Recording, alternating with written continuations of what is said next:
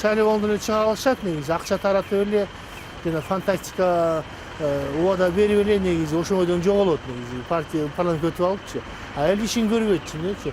Бир мандаттуудан өзүнүн районуна барып күрөшүп, элдин алдында сүйлөп, талашып, тартышып, анан мандатты жеңип келип атса, азыр 500 миң долларды берип коюп үйүндө жатып эле мандат сатып алат. Партиянын жетекчилери бос болуп албайт да. Партиянын жетекчилери баарын чечип, партияны бизнеске айландырып, акча сурап, андай болбойт. Тескерисинче, партиянын жетекчилери эл арасында кадыры баркы кишилерди издей баштайт.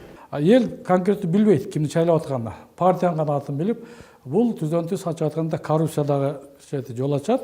Экинчиден, жоопкерчиликке жанагындай. Эч убакта шайлоочулардын алдына барып, мезгил менен эсеп кысапта берип турган жок да.